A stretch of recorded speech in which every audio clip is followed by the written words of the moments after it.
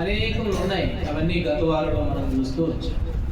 అయితే ఈ ఏలియా అనేటువంటి మనుషుడు ఏ ప్రాంతానికి సంబంధించిన వ్యక్తి అని అంటే గిలాదు ప్రాంతానికి సంబంధించినటువంటి మనుషుడు అని.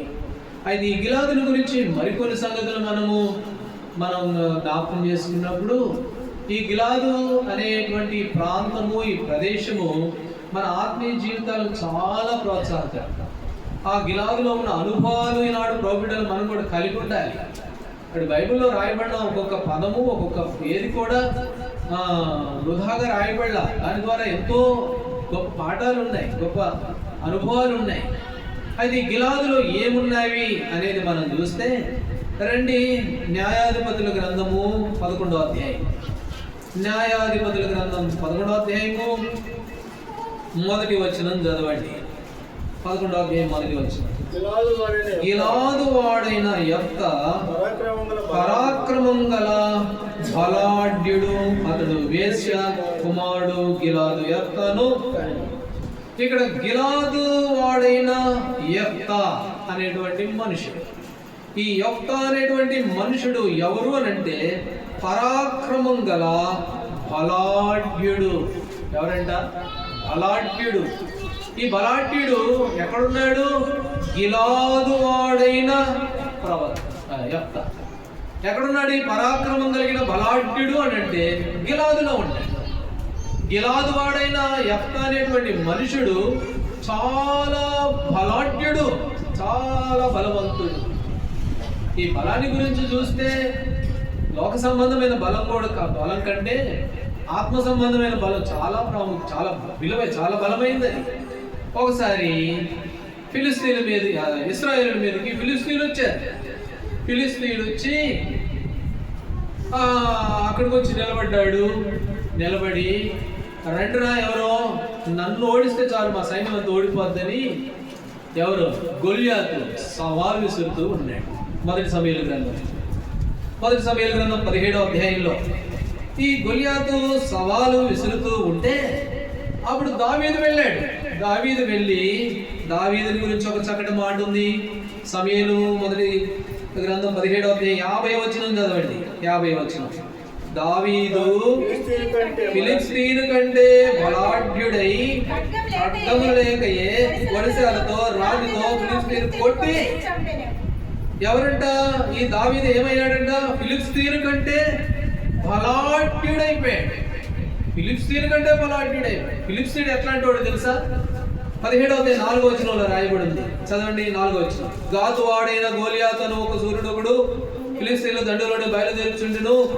అతడు 6 మూళ్ళ జానుడు మనిషి. 6 మూర్ల జానుడు మనిషి.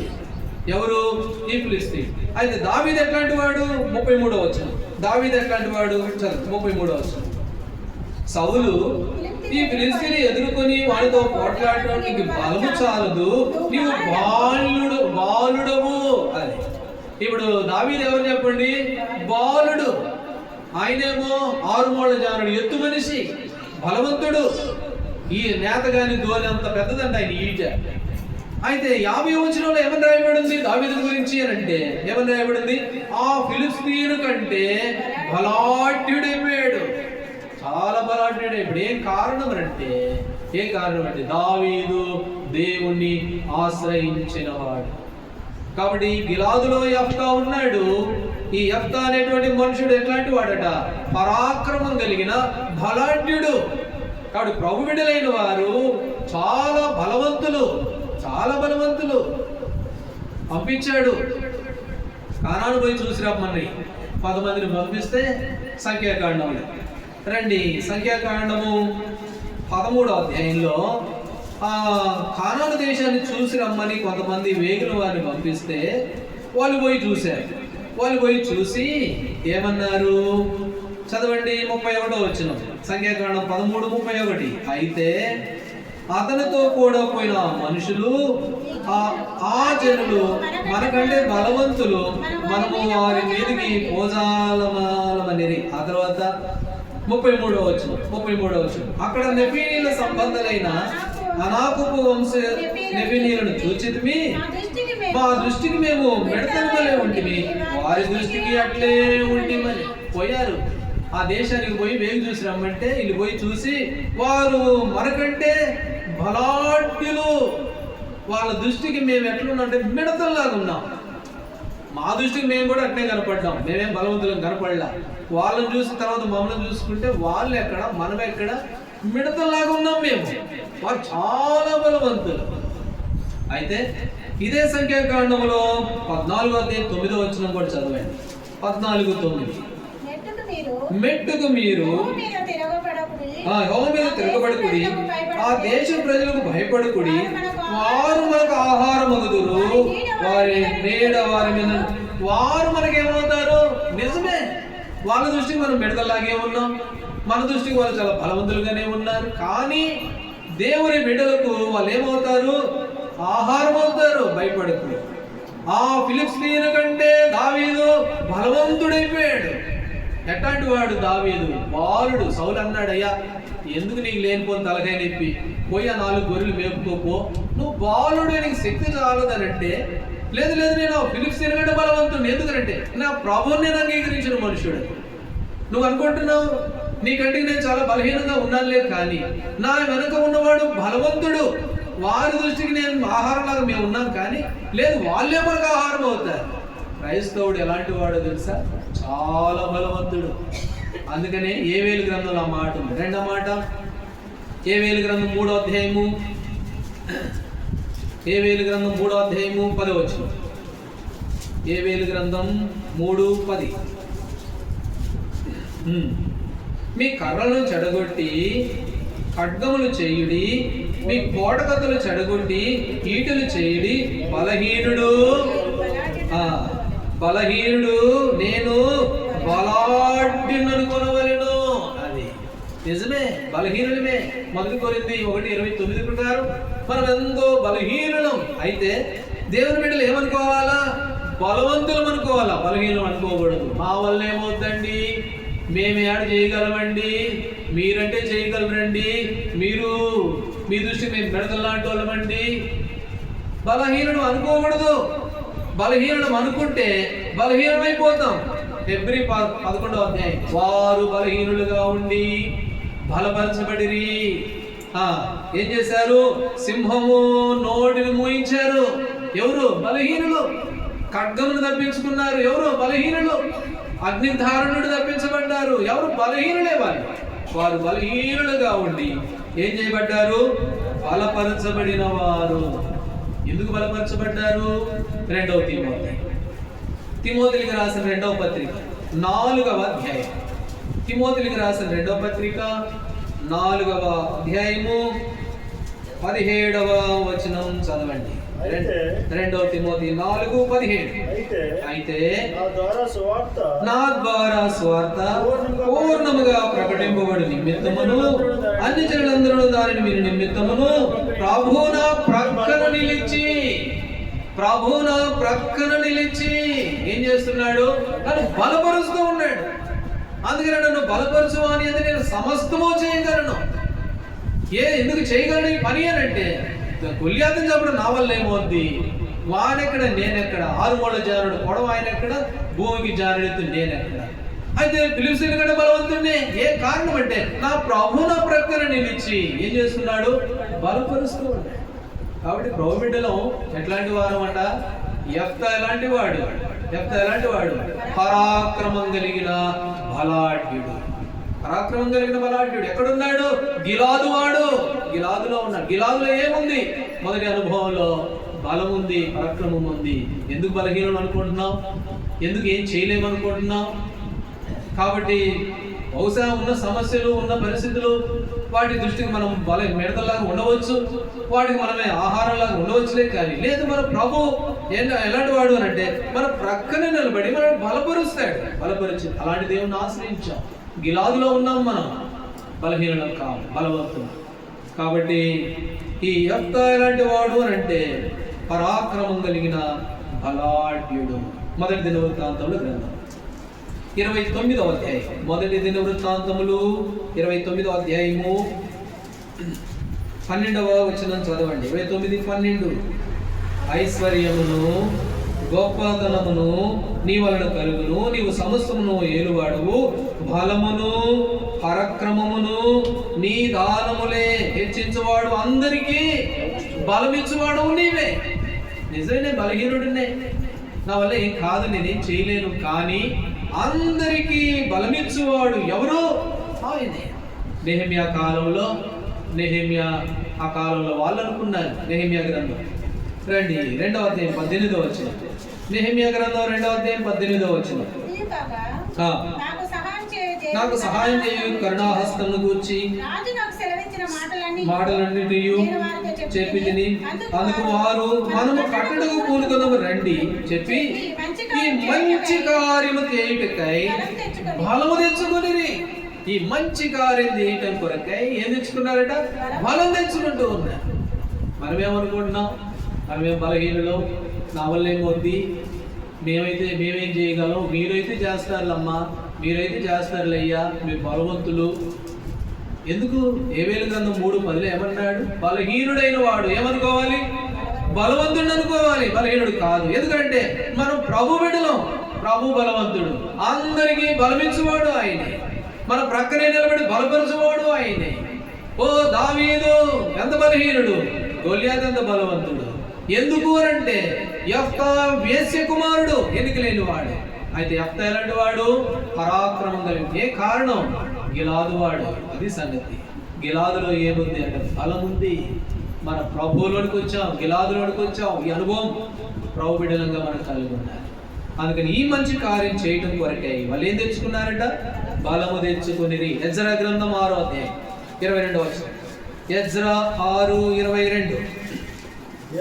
ఏలయనగా ఇశ్రాయేలు దేవుని మందిరపు పని విషయమై వారి చేతులను బలపరచుటకు బలపరచబడతాం. కాబట్టి మనకు అందరికి బలమిచ్చేవాడు. మనం బలహీనులమే వాస్తవంగా, కానీ మనం ఏమనుకోవాలా? బలవంతులు అనుకోవాలి. ఇది దేవుని బిడ్డలకు ఉండాల్సిన శ్రేష్టమైన అనుభవం.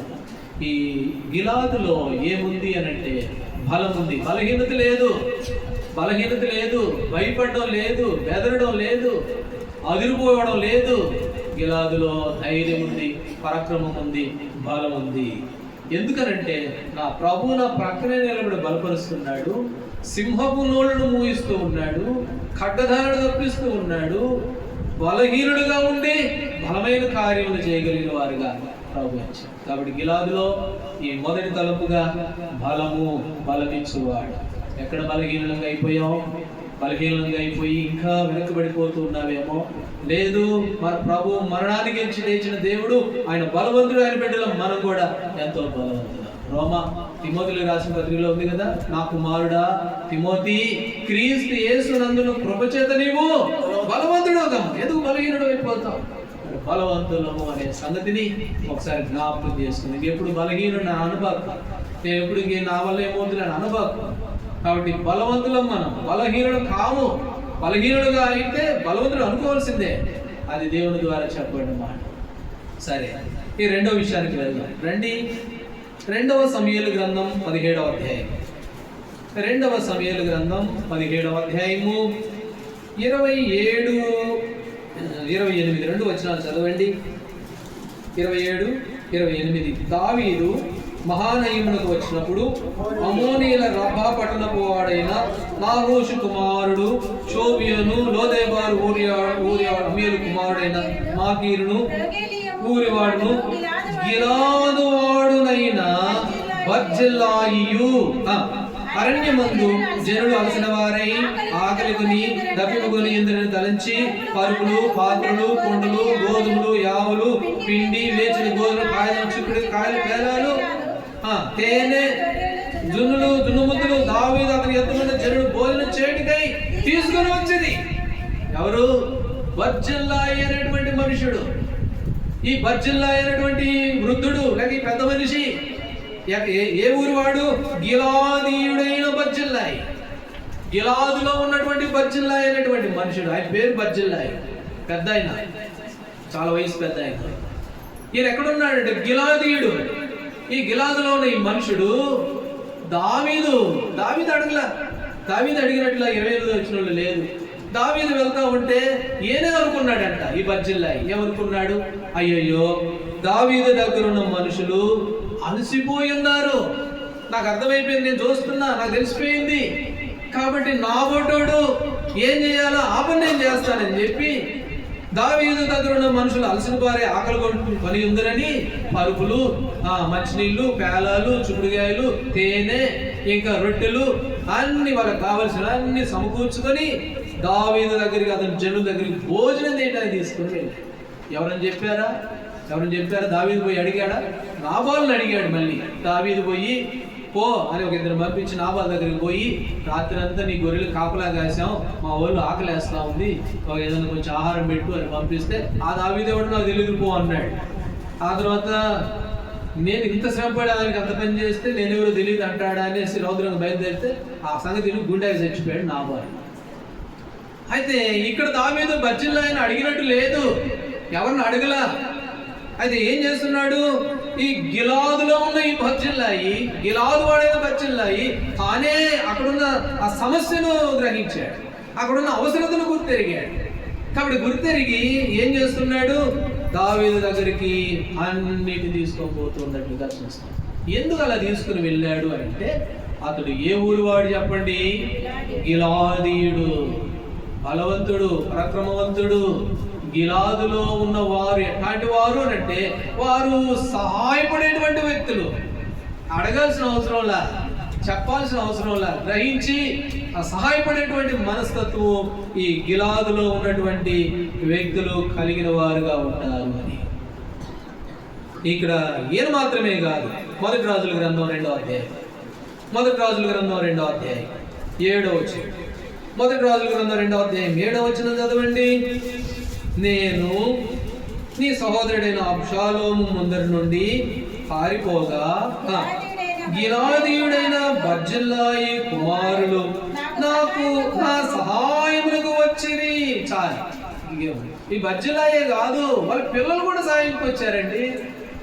దావీదు చెప్తున్నాడు, కొడుకుతో చెప్తున్నాడు, అయ్యా ఆ బర్జిల్లా ఎంత మంచివాడంటే గిలాదులో ఉన్నాడు కాబట్టి సహాయం చేసే ఆ బుద్ధి, ఆ మనసు ఉందయ్యా. ఆయనకే కాదు, ఆయన పిల్లలకు కూడా, ఆ పిల్లలు కూడా నాకు ఎంత సహాయపడ్డారు. కాబట్టి తల్లిదండ్రులు, పిల్లలు సహాయపడేటువంటి వ్యక్తులుగా ఉన్నారు. ఏ కారణం అంటే అతను గిలాదీయుడు, అది సంగతి. గిలాదులో ఉన్నాడు. గత వారంలో చూసాం గిలాదులో ఏమేమి ఉంది, గిలాదులో ఎవరెవరు ఉన్నారు అని. కాబట్టి ఈ రెండవ అనుభవం ఏమిటి అంటే, గిలాదులో సహాయం చేయవారు ఉన్నారు, సహాయపడేవారు ఉన్నారు. యెషయా గ్రంథం 41వ అధ్యాయము, యెషయా గ్రంథం 41వ అధ్యాయము 6వ వచనం, 41:6. వారు ఒకరికొకడు సహాయం చేసుకుందరు, ధైర్యం వహించమని ఒకరికొకడు. ఎవరు వాళ్ళు? గిలాదులో ఉన్నవారు, ప్రభు బిడ్డలైన వారు. వారు ఒకరికొకరు ఏం చేసుకుంటారు? సహాయం చేసుకుంటారు. అన్నోళ్ళు కూడా కొంతమంది అంటా ఉంటారు, ఏమయ్యా నువ్వు ఎప్పుడు ప్రార్థన చేయంటావు, ఇక ప్రార్థన చేస్తారు ఇంకేం చేయరు అని చెప్పు అంటారు వాళ్ళు. నేను అంటాను, ఆ మనసులో లేకపోతే నువ్వు ఎన్ని చెప్పినా వాళ్ళు ఏం చేస్తారులే, ఉంటే చేస్తారులే అని నేను అంటాను. కాబట్టి ప్రభు బిడ్డలైన వారు ఏం చేస్తారంట? ఒకరికొకడు సహాయం చేసుకుంటారు. ఎందుకనంటే బర్జిల్లా సాయం చేస్తూ ఉన్నాడు. ఏ కారణం? అతడు గిలాదీయుడు, గిలాదులో ఉన్నవాడు మనుషుడు. రోమీయులకు రాసిన పత్రిక 15వ అధ్యాయము 1వ వచనం. రోమ 15:1. కాగా బలవంతులమైన మనము మనలో మనమే సంతోషపరచుకొనక బలహీనుల దౌర్బల్యమును భరించుటకు బద్ధులమై. మనల్ని మనమే సంతోషపరచుకోవడం కాదు, మనల్ని మనమే ఆనందపడడం కాదు, బలహీనుల దౌర్బల్యం బద్ధులమై ఉన్నాం భరించడం. కాబట్టి ఎందుకు అనంటే గిలాదులో ఉన్నాం కాబట్టి, మనం గిలాదు వాస్తవ్యం కాబట్టి, గిలాదు బిడ్డలం కాబట్టి. అందుకనే ఆ బర్జిల్లాయి తనను తాను సంతోషపరచుకోలేదు. పేలాలు ఉన్నాయి, తేనె ఉంది, రొట్టెలు ఉన్నాయి, పరుపులు ఉన్నాయి, మంచినీళ్ళు అన్నీ ఉన్నాయి, ఎంతవరకు జాలి అనుకోలేదు, తనను తాను సంతోషపరచుకోలేదు. వారు ఒకరికొకరు ఏం చేసుకుంటారంట? సహాయం చేసుకుంటారు. అందుకనే బర్జిల్లాయి ఎవరు అడగల, దావీదు అడగల, అక్కడ రాయబడి ఉంది కదా, అరణ్యమందు జనులు అలసిన వారై ఆకలి కొని దప్పిక కొని ఉందని తలంచి, అతనికి అర్థమైంది సంగతి. దావీదు పోయి అడిగింది కానీ అతనే అర్థం చేసుకున్నాడు, నేను గిలాదీయుడును, బలవంతుడు, పరక్రమవంతుడును, కాబట్టి నా మటుకు నేను సంతోషపడ్డా కాదు, దేవుడు నన్ను ఏర్పాటు చేసుకుంది, ఇక్కడ తీసుకొచ్చింది అని చెప్పి తాను సహాయపడే వ్యక్తిగా ఈ బర్జిల్లాయి గురించి 2వ తలంపులో మనం చూస్తూ ఉన్నాము అని. దేవుని బిడ్డలంగా నువ్వు నేను కూడా గిలాదులో ఉన్న వారమే కదా, గిలాదు బిడ్డలమే కదా. గిలాదు అనగా దేవుని సంబంధులం. ఏలియా గిలాదు వంశీ సంబంధి. అయితే మనం ఎలాంటి వారుగా ఉన్నాం? ఎలాంటి సహాయము, ఎలా ఒకరికొకరు సహాయపడే విషయంలో రండి. సామెతల గ్రంథం 31వ అధ్యాయం. సామెతల గ్రంథం 31వ అధ్యాయము 17వ వచనం. సామెతలు 31:17. ఆమె నడికట్టు చేత నడుము బలపరుచుకొని చేతులతో బలముగా పనిచేయి. ఆమె ఎవరు? గుణవతి అయిన భార్య, గుణవతి అయిన స్త్రీ. ఏమేం చేస్తుంది? నడుము కట్టుకొని బలంగా పనిచేస్తూ ఉందంట. నడుము కట్టుకోవడం ఏం చూపిస్తుందంటే పనిని చూపిస్తూ ఉంది. యేసుప్రభువారు యోహాను సువార్త 13వ అధ్యాయంలో భోజనాలు కూర్చున్నారు. అందరూ భోజనాలు కూర్చుంటే యేసుప్రభువారు కూడా కూర్చున్నాడు. అప్పుడు యేసుప్రభువారు ఏం చేశారో తెలుసా? ఆయన లేచి, చదవండి అన్నమాట, యోహాను సువార్త 13వ అధ్యాయము 4వ వచనం. 13:4. 13వ అధ్యాయము 4వ వచనం. భోజన పంక్తిలో నుండి లేచి తన పై వస్త్రం అవతల పెట్టివేసి ఒక తువాలు తీసుకొని నడుముకు కట్టుకొనిను. చాలు. యేసుప్రభువారు నడుముకు కట్టుకున్నాడు తువాలు. ఎందుకు? నడుము కట్టుకొని పోయి శిష్యులు పాదాలు కడగడం మొదలు పెట్టాడు, పరిచర్య చేస్తూ ఉన్నాడు. ఆ గుణవతైన భార్య లేక ఆ గుణవతైన స్త్రీ ఏం చేస్తుంది? నడుము కట్టుకొని ఏం చేస్తుందట? బలంగా పనిచేస్తుంది. లూకాసు సువార్తలో యేసుప్రభువారు చెప్పాడు. లూకాసు సువార్తలో రండి, 12వ అధ్యాయం 35వ వచనంలో ప్రభు చెప్పాడు ఒక మాట. ఆ మాట చూడండి. లూకాసు సువార్త 12వ అధ్యాయము 35. మీ నడుములు కట్టుకుని ఉండుడి. మీ నడుములు ఎప్పుడు కట్టుకొని ఉండండి. ఎందుకు అనంటే ఫిలిప్పీయులకు రాసిన పత్రికలో ప్రభువుని గురించి క్రీస్తుయేసునకు కలిగిన ఈ మనస్సు మీరును. ఏ మనసు? యేసుప్రభువారిది. నడుముకు టవలు కట్టుకొని వంగి పరిచర్య చేసే ఆ మనసు ప్రభువుది. ఆ స్త్రీ ఏం చేస్తుంది? నడుము కట్టుకొని బలంగా పనిచేస్తూ ఉంది. గిలాదు వాడైన బర్జిల్లాయి తాను ఎంతో చక్కగా పరిచర్య చేసే వ్యక్తి, సహకారిగా ఉన్న వ్యక్తి.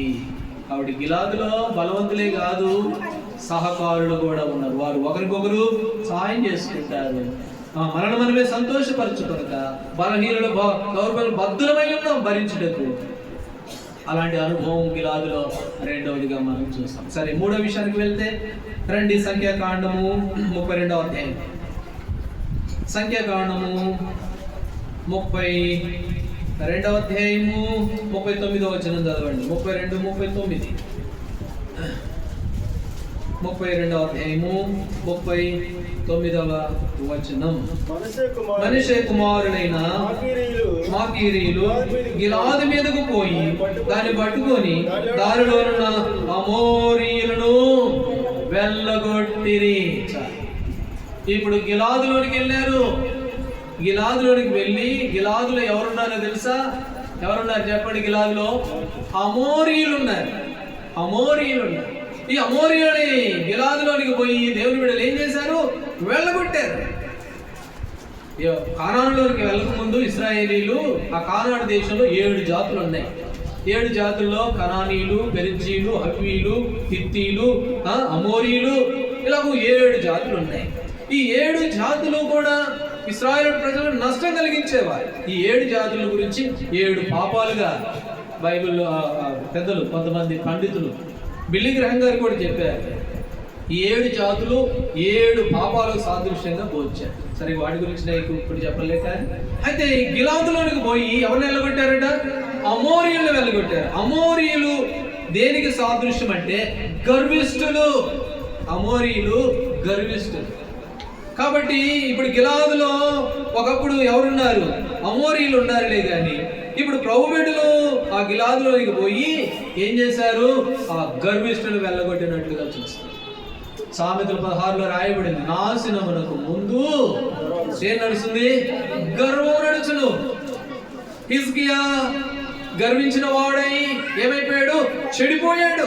ఇక సందర్భాలు తెలుసు కాబట్టి త్వరగా చెప్తున్నాను, రెఫరెన్స్ లైన్ తీస్తే ఆలస్యం అయిపోతుంది. కాబట్టి హిజ్కియా ఏమైపోయాడు?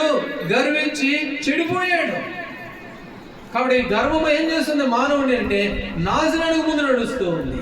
కొంతమంది చాలా మంది గర్వించారు బైబిల్లో. రండి, కీర్తనల గ్రంథము 62వ అధ్యాయం. కీర్తనల గ్రంథం 62వ అధ్యాయము 10వ వచనం. 62:10. బలాత్కారమందు నమ్మిక ఎంచుకొని దోచుకొనుట చేత గర్వపడకుడి, ధనము హెచ్చైనను దాన్ని లక్ష్య పెట్టకుడి. కాబట్టి ధనము హెచ్చైనను దాన్ని ఏం చేయొద్దు? లక్ష్య పెట్టకుడి. ఎందుకు లక్ష్య పెట్టద్దు? కొంతమంది కీర్తనల గ్రంథం 20వ అధ్యాయం అయితేనేమి, యెహెజ్కేలు గ్రంథంలో అయితేనేమి, జ్ఞాని తన జ్ఞానాన్ని బట్టి అతిశయపడకూడదు. కొందరు గుర్రాలను బట్టి రథాలను బట్టి ఏం చేస్తారు? అతిశయపడతారు. అందుకనే ధనం హెచ్చైనా కూడా నువ్వు దాన్ని బట్టి అసలు ఏమాత్రం లక్ష్య పెట్టదు. ఎందుకనంటే రండి, తిమోతికి రాసిన మొదటి పత్రిక 6వ అధ్యాయం. ఎందుకు దాన్ని లక్ష్య పెట్టద్దు అని దేవుడు చెప్పాడు? మొదటి తిమోతి 6వ అధ్యాయము చదవండి,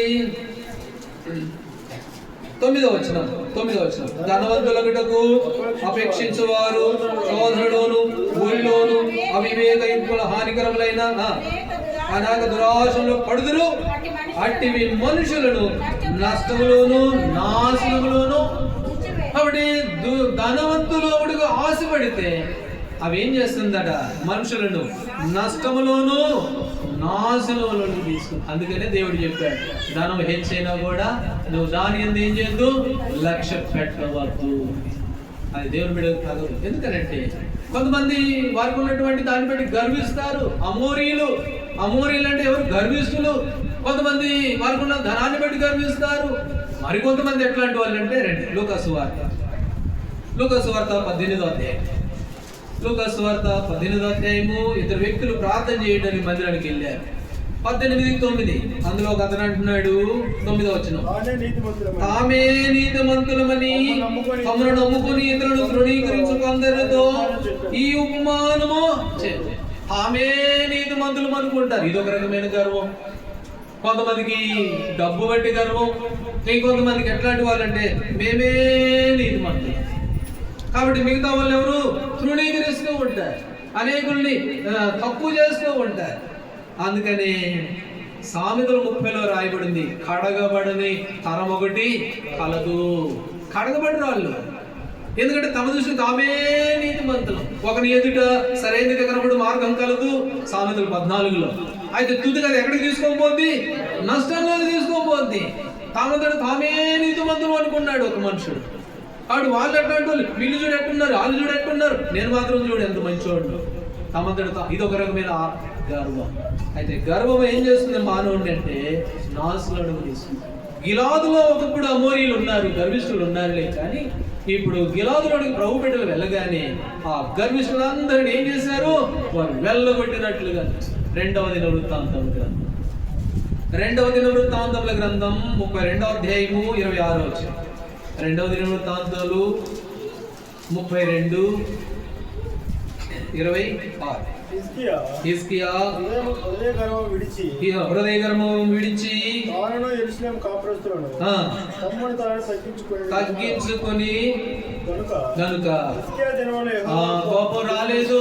హిజ్కియా తన హృదయ గర్వమును విడిచి తను తాను తగ్గించుకున్నాడు. కాబట్టి ఎప్పుడైతే తగ్గించుకున్నాడో, ఎప్పుడైతే తన గర్వాన్ని విడిచిపెట్టాడో ఏం చేయబడ్డాడంటే మరలా దేవుని ద్వారా దేవుని కోపానికి గురి కాకుండా దీవించబడిన వ్యక్తిగా చూస్తాం. ఇది 3. గిలాదులో అమోరీయులు వెళ్ళగొట్టబడిన అనుభవం ఉంది. ఒకటి, గిలాదులో ఎవరున్నారు? మొదటి తలంపులో గిలాదు ఏం చెప్పుకున్నాం? ఎవరు? గిలాదులో బలవంతుడు, యెఫ్తా బలవంతుడు. రెండోది గిలాదులో సహాయకులు. మూడోదిగా గిలాదులో ఎవరంటే గర్వము తొలగించబడినారు. ఈ 4వ విషయానికి వెళ్తే సరే ఒక మాట చెప్తాను రండి. సంఖ్యాకాండము 26వ అధ్యాయం, ఈ మాట చెప్పి ముగించుకుందాం. సంఖ్యాకాండము 26వ అధ్యాయము 29వ వచనం. 29 చదవండి. సంఖ్యాకాండం 26:29.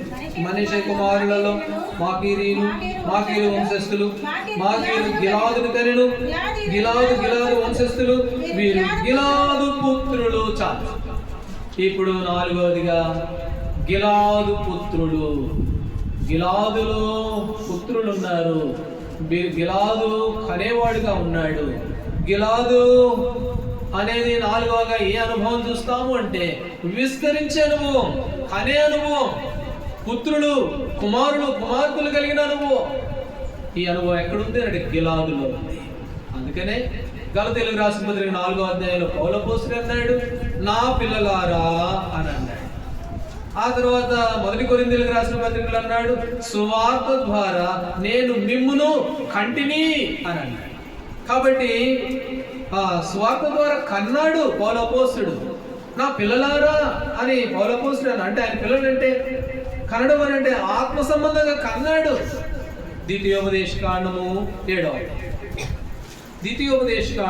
7వ అధ్యాయము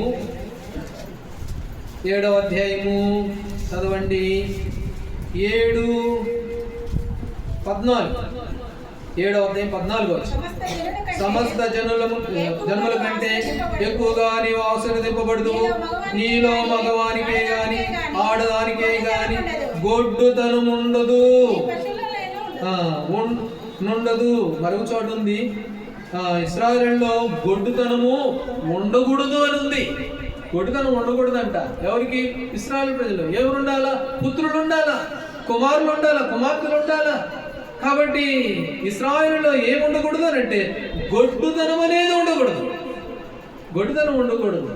అది ప్రభు బిడ్డలకు తగదు. ఒకసారి యాకోబు పెళ్లి చేసుకున్నాడు. ఆదికాండం 30వ అధ్యాయం. యాకోబు పెళ్లి చేసుకుంటే యాకోబు మరి అక్క చెల్లెళ్ళు ఇద్దరిని చేసుకున్నాడు. ఇద్దరిని చేసుకున్న తర్వాత మొదటి వచనం చదవండి. మొదటి వచనం ఆదికాండం 30వ అధ్యాయము 1వ వచనం. రాహేలు తాను యాకోబునకు పిల్లలు కనకపోవడం చూచి తన అక్క యందు అసూయపడిచా. ఇప్పుడు రాహేలుకి పిల్లలు పుట్ల, వాళ్ళ అక్కకు లేయకి పిల్లలు పుట్టారు. ఇప్పుడు పిల్లలు పుట్టేసరికి ఇప్పుడు రాహేలు ఏం చేస్తుంది చెప్పండి? అక్క యందు అసూయపడుతూ ఉంది. ఈమె కల్లా ఎవరైనా కంటే ఒప్పుకోదు. ఏమా కందు ఇంకోళ్ళ కంటే ఒప్పుకోదు. ఏమో అసూయ. కాబట్టి దేవుని బిడ్డల జీవితంలో గిలాదులో గొడ్డుతనం ఉండకూడదు. ఏముండాలి అని అంటే పుత్రులు ఉండాలి, కుమారులు ఉండాలి, కుమార్తెలు ఉండాలి. కనడం, ఆత్మ సంబంధంగా అనేకులు కనడం. అయితే ఈనాడు ఎలా ఉంది అని అంటే వీళ్ళు గండ్రు ఇంకోళ్ళ కంటే మాత్రం ఒప్పుకోరు. వాళ్ళు ఎందుకు తీసుకొచ్చా, ఎలాంటి తీసుకొచ్చా, వాళ్ళకెందుకు చెబుతావు, ఎలాగెందుకు చెబుతావు. రాహేలు తనకు పిల్లలు కనలేదు కదా, అక్క ఎందు ఏం చేస్తుందంట? అసూయపడినట్లుగా మనం చూస్తాం. 1 కొరింథీయులకు రాసిన మొదటి పత్రిక 3వ అధ్యాయం 3వ వచనం. కొరింథీయులకు రాసిన మొదటి పత్రిక 3వ అధ్యాయము 3వ వచనం. మీలో అసూయయు కలహమును ఉండక మీరు శరీర సంబంధులైన మనుషుడిగా నడుచుకుంటున్నవారు కారా? మీలో అసూయలున్నాయి, కలహాలున్నాయి. ఏం కారణం అని అంటే నువ్వు రాహేలు సంగతి అదే అయింది. రాహేలు దేవుని బిడ్డే కదా, దేవుని కుమార్తె కదా. అయితే రాహేలుకి పిల్లలుగా పట్టుకుపోయేసరికి లేయాకు పిల్లలు పుట్టేసరికి యువక అసూయ వచ్చేసింది. అక్కే మళ్ళీ ఎవరో కాదు, సొంత మనిషి. కాబట్టి మీలో ఏమున్నాయి? కలహాలు ఉన్నాయి, అసూయలు ఉన్నాయి. ఇంకో మాట కూడా చదవండి రండి. తీతుకు రాసిన పత్రిక 3వ అధ్యాయము 3వ వచనం. తీతుకు రాసిన పత్రిక 3వ అధ్యాయము 3వ వచనం. ఎందుకనగా మనము కూడా మునువు అవివేకులమును అవిధేయులను మోసపోయిన వారును నానా విధములను దురాశలకు భోగములకు దాసమయ్యండి దుష్టత్వములను అసూయను కాలము గడుపుతూ ఉంటివి. ఇంతకు ముందు మనం ఏంటో అసూయలో, పగలో, కోపాల్లో వాటిలో కాలం గడుపుతూ వచ్చాం. అయితే గిలాదులో ఇది ఉండకూడదు. గిలాదులో ఏముండాలి? గుడితనం ఉండకూడదు, అసూయ ఉండకూడదు, పగ ఉండకూడదు, కోపం ఉండకూడదు. ఏముండాలి గిలాదులో అంటే?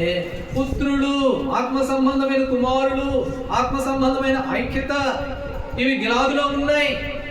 కాబట్టి ఇక్కడ మనం చూస్తే రాహేలు అక్క మీద అసూయ. ఇది ఎంత ప్రమాదకరమో తెలుసా?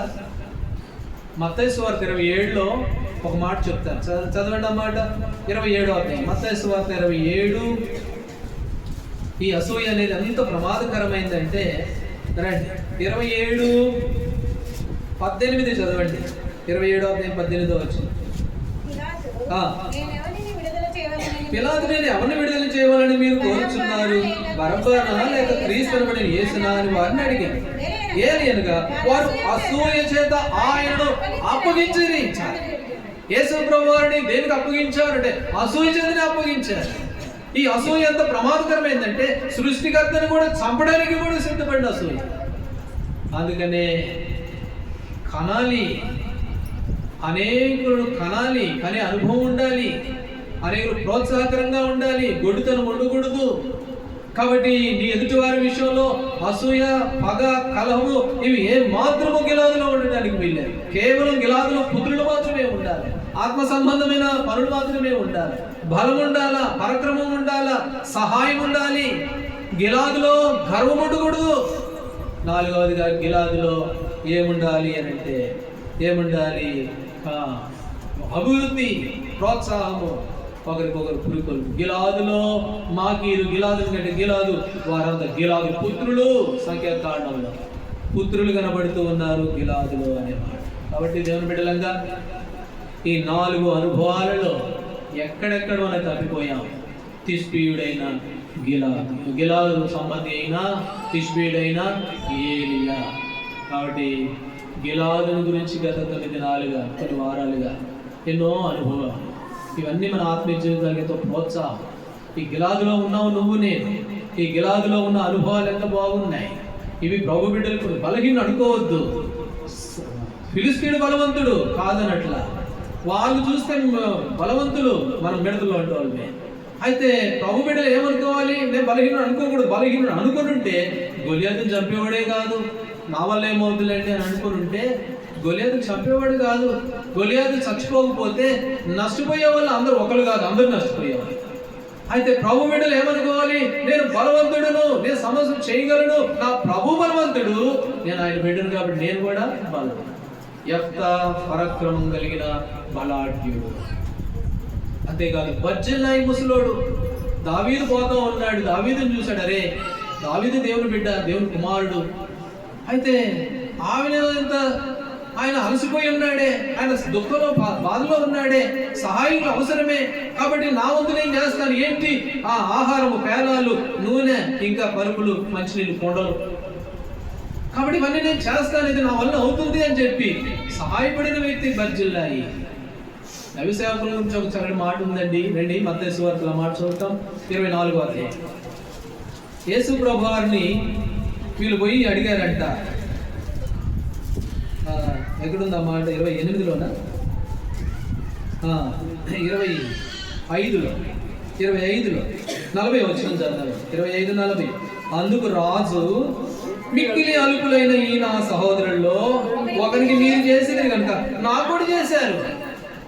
నాకు దాహం వేస్తే మంచినీళ్ళు ఇచ్చారు, బట్టలు లేకపోతే బట్టలు ఇచ్చారు, నాకు రోగం వస్తే చూడటానికి వచ్చారు, బాగలేని పరిస్థితులు ఉంటే ఓదార్చారు అని ప్రభు అంటే వాళ్ళు అన్నారు, అదే మేము ఎప్పుడు చేసాం నీకు ఈ సంగతులు? మేము ఎప్పుడు చేసామండి మీకు బట్టలు మేము ఎప్పుడు ఇచ్చాం? మీకు ఎప్పుడు మంచినీళ్ళు మేము ఇచ్చాం? అప్పుడు రాజు అన్నాడు, మీరు నాకు చేయలేదులే కానీ ఇదిగో ఈయనకి మీరు చేశారు, ఈ అల్పుడని సహోదరుడికి చేశారు, నాకు చేసినట్టే. కాబట్టి కొంతమంది అంటారు, మేము ఆయనకు చెయ్యం, ఆయన మమ్మల్ని గౌరవించడండి, మమ్మల్ని పట్టించుకోడండి, మేము జీవితంలో ఆయనకు చేసేదే లేదు, ఆయన దగ్గర ఆయన చెప్పేదే లేదు, ఆయన ప్రభువుకు చేయనట్టే. కాబట్టి వారు ఒకరికొకరు ఏం చేసుకుంటున్నారు? అది ప్రభు బిడ్డలు గిలాదులో ఉన్న అనుభవం. అది ఆ తర్వాత గిలాదులో ఏముంది అని అంటే అమోరీలను వెళ్ళగొట్టారు. లేరు అమోరీలు. వాళ్ళు అనుకుంటారు మాందులు మేమే నీతిమంతులం, మాకున్నటువంటి సౌందర్యమే మా బలమే, అది మాందులు మేమే. వాళ్ళు చూడు ఎట్లాంటి వాళ్ళు, శంకరి పరిసేయుడు. శంకర్లాగా లేరు ప్రభు నేను, వాడు దుర్మార్గు దుష్టుడు, ప్రేమ లేదు. కాబట్టి అమోరీలను వెళ్ళగొట్టి నాశనానికి ముందు గర్వం నడుస్తుంది, పడిపోతాం జాగ్రత్త. కాబట్టి గిలాదులో గర్వం అనేది లేదు. నాలుగవదిగా గిలాదులో పుత్రులు ఉన్నారు, కన్నెను ఉంది, అసూయ లేదు, పగ లేదు, కలహాలు లేవు, ఆత్మ కలిగించి ఐక్యతను కాపాడుకోండి ఎందు శ్రద్ధ కలిగిన వారు ఎఫెసీ 4:2. కాబట్టి గిలాదులో మరి కనడము అనేది అభివృద్ధి, ప్రోత్సాహము, పురికొలుపు. ఇశ్రాయేలు ప్రజలు వారిని శ్రమ పెట్టిన కొలది వారు ఉన్న ప్రాంతము ప్రదేశం నింపబడుతూ వచ్చిందంట. ఆ అనుభవం గిలాదులో. ఈ 4 అనుభవాల్లో ఎక్కడ మనం తప్పిపోయాం, ఎక్కడ నువ్వు బలహీనుడు అనుకుంటున్నావు, సహాయం చేసే విషయంలో ఎక్కడ ఉన్నావు? అంతేకాదు గర్వించే విషయంలో ఉందా ఇంకా కొద్ది గొప్ప ఏమన్నా హృదయంలో? లేకపోతే మరి కనే విషయంలో రాహేలు అనుభవం ఏమైనా కలిగి ఉన్నావా? కనాలి, గొడ్డుతనం ఉండకూడదు. ఎన్నో సంవత్సరాలు అయిపోయింది. ఇన్ని సంవత్సరాల్లో ఒకళ్ళన్నా మనం కన్నామా, ఒకళ్ళన్నా నడిపించామా? అయితే ఏంటి దాని అనుభవం అంటే గొడ్డుతనం. అది అంత మంచిది కాదు దేవుని బిడ్డలకి. సరే మనం కలగకపోతే రాహేలు అవగాహన లేదు, సరే దేవుడు నీకు ఇవ్వలేదేమోలే అటని తృప్తి పడిందా, ఇంకొకరి రెండు ఆమె మీద అసూయ. కాబట్టి ఈ అనుభవాలు ఉంటే దేవుని బిడ్డలకి అది తగదు అన్న సంగతిని జ్ఞాపకం చేసుకుంటాం. ప్రభు బలను సమీపిస్తున్నాం. అది శ్రేష్టమైన ఆయన మరణ పునరుద్ధానము సాదృశ్యమైన బల్ల. ఆషామాషిగా పంచదారేయబడిన రొట్టె కాదది. అది ప్రభువారి శరీరం, ఆయన రక్తము. ఎర్రటి మట్టిని తీసుకున్నాడు. ఆదాము అనే పేరుకు ఎర్రని వాడు అని అర్థం అంట. అంటే ఎర్రమట్టి. ఎర్రమట్టిని తీసుకొని మనిషిని చేయగలిగిన దేవుడు. అది గోధుమ పిండే కావచ్చు, కానీ అది మన కొరకే నల్లగొట్టబడిన శరీరంగా మార్చబడుతూ ఉంది. ఆ శరీరంలో చేయి వేస్తున్నాం. ఈ అనుభవాలు ఉంటే అది క్షేమం కాదు. ఈ అనుభవాలు తీసివేసుకోవాలన్నదే దేవుని ఉద్దేశం. అందుకే సంఘం ఇచ్చాడు, సహవాసం ఇచ్చాడు, ఆయన కడుతూ ఉన్నాడు, ఆయన దిగి వచ్చాడు. ఎందుకు అంటే మనము ఆయన రక్తమాసంలో పాలుభాగస్వం కావాలి. ప్రభు ఇంకో మాట అన్నాడు, నా శరీరం తిని నా రక్తం త్రాగువాడే నిత్య జీవం గలడు. లేకపోతే వాడికి లేదు రాజ్యం, దేవుని రాజ్యం లేదు. దేవుని రాజ్యం లేకపోతే ఎందుకు బతుకు ఇంటి అనక అని అంటారుగా, అట్లా వద్దు మన పరిస్థితి. ప్రభు బల ప్రాముఖ్యం. ఆ బలలో చేవేసేటప్పుడు మన జీవితం ఎలా ఉందో కూడా మనం పరీక్షించుకోవడం, అది కూడా ఎంతో ప్రాముఖ్యము. వాడి 4 అనుభవాల్లో ఎక్కడైనా తప్పిపోతే అతిక్రమను దాచిపెట్టువాడు, అయితే ఒప్పుకొని విడిచిపెట్టువాడు కనికరించాడు. కాబట్టి ప్రభు దగ్గర మనసులో ప్రభు ఎదుట మన క్షమాపణ పొందుదాం. ఆ రకంగా తీర్మానం కలిగి ప్రభు యొక్క బలను మనం సమీపించే వారంగా ఉంటాం. దేవుడు ఆ విధంగా మనకు సహాయపడుగా ప్రార్థన చేస్తాం.